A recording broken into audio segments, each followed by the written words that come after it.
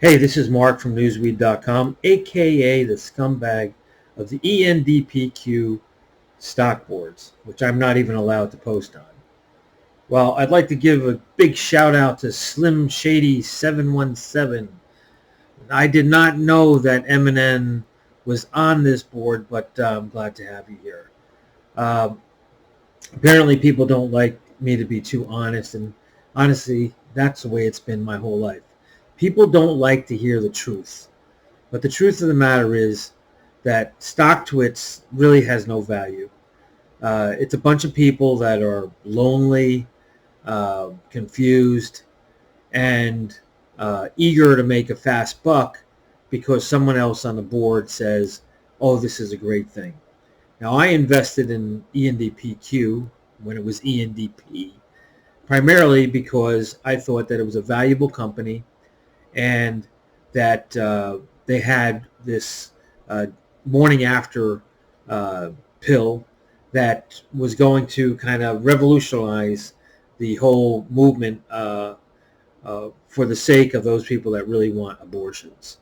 I stuck with the stock after I was kind of convinced that the company was primarily doing a bankruptcy because they needed to eliminate the tremendous amount of claims for the opioid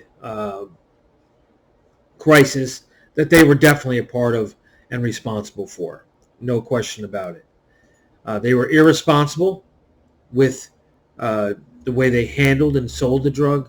I definitely blame the FDA more, but the company definitely took advantage of the situation that sales were just rising because people were getting more and more addicted. So let's get back to the point. What do I think is going to happen tomorrow? For one, I can tell you this. Thank God Teddy is not going to be talking at the court. Number one, I spoke to him personally. He was not eloquent at all. He was an angry man, totally interested in kind of hiding his identity. I told him he can call me anytime. He hung up on me. Something's not right there. Something's not right with all these stock boards. There's a lot of misinformation, and maybe Teddy's the type of guy who brings that misinformation, along with Slim Shady, along with Biotech Bexall, along with Arjoy and Solar Blast, and all these other people that are on here, Don Ski, whatever. And I'm not saying you're all bad people. What I am saying is that the stock market is complicated. And what I've seen is that you can make a lot of money on the stock market and you can lose all your money. And the reason why you can do both is because a lot of the information that's out there is misinformation. And if you kind of catch the right train with that misinformation and it runs the stock up, you can make some money. But you have to be willing to sell when you make a profit. I was just in a stock, SMR, small modular reactors is what it's called, new scale. And I saw the stock go from about $2 up to $3.50. I sold it. Then it came back down to about $1.80. I bought it. Then it went back up to about $5.70. I sold it. Well, the stock is now $11. What does that tell me? Without any news, without anything that's really substantial, is that big hedge funds, big investors are running the stock up, and they're going to drop that stock down. I guarantee you'll see SMR at around $4 in one sudden swoop. That's what I can say. Now, what about ENDPQ? ENDPQ, okay? This game is not over. So as of yesterday or last night, this morning, they put out another plan. Why did they put out another plan? Because nothing's settled yet. The judge hasn't even read through their entire plan, I'm sure. The misinformation that the stock value is 44 cents, I guarantee that's wrong. I don't think anything's going to be settled tomorrow, March 19th, but I do think there'll be some discussion in the courts in terms of the objections as it will relate to even another plan that's submitted. That's the way I think this is working. What is really going to happen here? One thing that's for sure is the company is worth a lot of money. I believe in the bankruptcy courts, and I believe in the purpose of the bankruptcy courts.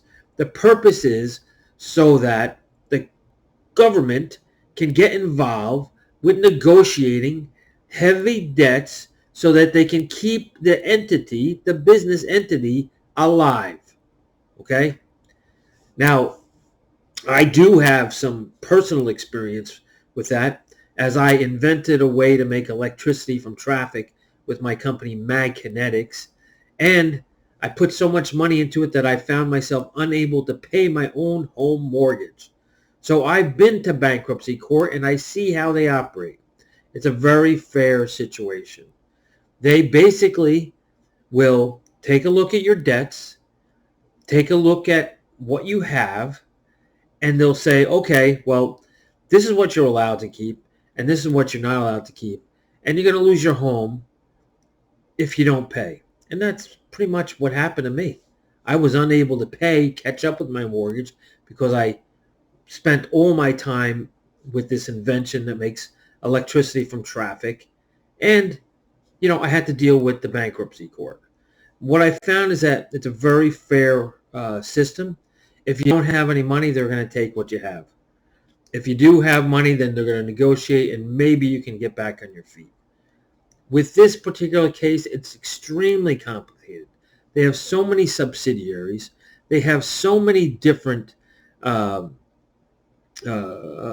companies that have assets, and they have so many claims against them. Claims against them like what the government sued them for, with $2 billion that they had to pay the government. That's a big chunk of money. Then they have claims by the IRS, right? So they had the legal claims by the government, then they had the IRS claims, and they had all of the opioid claims. Now, do they still have more money after that? I'm not sure. Hey, maybe I was wrong thinking that they had so much money. Hence, did I know that the government was suing them and wanted $2 billion? No. So what are we talking about here? We're talking about a situation where we can only hope that the government takes a look at things fairly and treats this fairly. Either it goes Chapter 7 or it's going to go Chapter 11, and maybe there'll be some money left. Maybe there'll be some money left from the case. That's it. Anything that's said on Stocktwits is really going to matter.